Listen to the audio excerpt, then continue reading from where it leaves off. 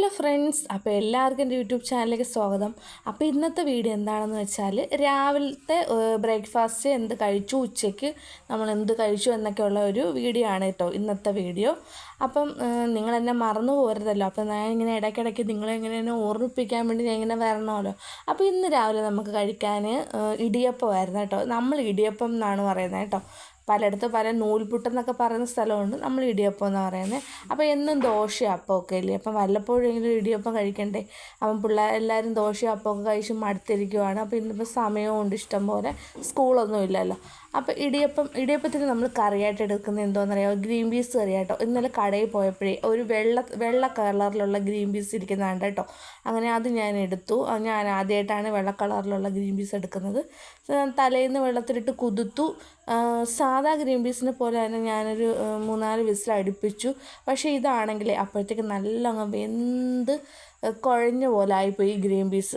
എനിക്ക് അറിയത്തില്ലായിരുന്നു, ആദ്യമായിട്ടാണല്ലോ ഞാൻ എടുത്ത് കറി വെക്കുന്നത്. അപ്പോൾ രാവിലത്തെ ബ്രേക്ക്ഫാസ്റ്റിന് ഇടിയപ്പവും ഗ്രീൻ പീസ് കറിയുമാണ്. അപ്പോൾ ഈ ഇടിയപ്പം ഉണ്ടാക്കാൻ ഇന്ന് കടയിൽ നിന്ന് വാങ്ങിച്ച മാവാണ് കേട്ടോ. അല്പം ലൂസായിട്ടാണ് ഞാൻ മാവ് കുഴച്ചെടുക്കുന്നത്. കാരണം ഇരിക്കെ ഈ മാവ് ഇങ്ങനെ ടൈറ്റാവും കേട്ടോ.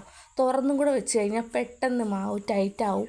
അതുകൊണ്ട് തന്നെ ഇച്ചിരി ലൂസായിട്ടാണ് ഞാൻ ഈ മാവ് കിണ്ടിയെടുക്കുന്നത്. നമ്മൾ മാവ് കിണ്ടുക എന്നാണ് പറയുന്നത് കേട്ടോ. തിളച്ച വെള്ളം എടുത്ത് ഒഴിച്ച് ഇളക്കിയെടുക്കും നമ്മളപ്പോൾ മാവ് കിണ്ടുക എന്നാണ് പറയുന്നത്. അപ്പോൾ രാവിലെ ഇടിയപ്പം ഗ്രീൻ പീസ് കറിയായിരുന്നു. അപ്പോൾ കുട്ടികളൊക്കെ മദ്രസയിൽ പോയിട്ട് ഇപ്പം വരാറാകുമ്പോഴത്തേക്ക് കുട്ടികൾക്ക് ഇപ്പം മദ്രസയുടെ ടൈമൊക്കെ ഫുൾ മാറ്റിയിട്ടുണ്ട്, ചൂടൊക്കെ ആയതുകൊണ്ട്. അപ്പോൾ കുട്ടികൾ സാധാരണ 9:15 വരുന്നത്. ഇപ്പം കുട്ടികൾ 8:15 വരും.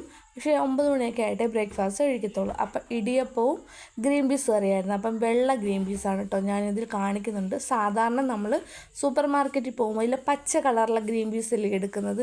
ഇത് കണ്ടോ, ഇതൊരുമാതിരി വെള്ള കളറിലെ ഗ്രീൻ പീസായിരുന്നു കേട്ടോ. ഞാൻ ആദ്യമായിട്ടാണ് കാണുന്നതും ആദ്യമായിട്ടാണ് വെക്കുന്നതും. പക്ഷേ ഇത് പെട്ടെന്ന് വേവും കേട്ടോ. തലേന്ന് ഞാൻ വെള്ളത്തിലിട്ട് കുതിർത്ത് വെച്ചിരുന്നതാണ്, പക്ഷെ പെട്ടെന്ന് അത് വേകുന്നുണ്ട്. അപ്പോൾ ഇന്ന് നമുക്ക് ഉച്ചയ്ക്കപ്പം പിന്നെ എന്തൊക്കെയാണ് കറികളെന്ന് നോക്കിയാലോ ചോറിന്. അപ്പോൾ ഇന്ന് ഉച്ചയ്ക്ക് നമുക്ക് മോര് കാച്ചിയതുണ്ട്. ചൂടായതുകൊണ്ട് മോരൊക്കെ എടുക്കുന്നുണ്ട് ഒന്നിടവിട്ടൊക്കെ. അത് കഴിഞ്ഞ് ഇന്ന് നമുക്ക് തോരൻ. ഇത് മുതിരയാണ് കേട്ടോ. ഇത് കണ്ട വൻപയറിനാണ് ഇരിക്കുമെങ്കിലും ഇത് മുതിരത്തോരനാണ്. നമുക്കപ്പോൾ ഇന്ന് ഉച്ചയ്ക്ക് ഇത് മുതിരത്തോരൻ. പിന്നെ നമ്മുടെ മീൻകറിയുണ്ട്, മുളകിട്ടത്. അത് കൊളയില എന്നിവിടെ പറയും. നിങ്ങളുടെ നാട്ടിലൊക്കെ എന്തോ പറയുന്നതെന്ന് അറിയാമോ ഈ മീനിന്?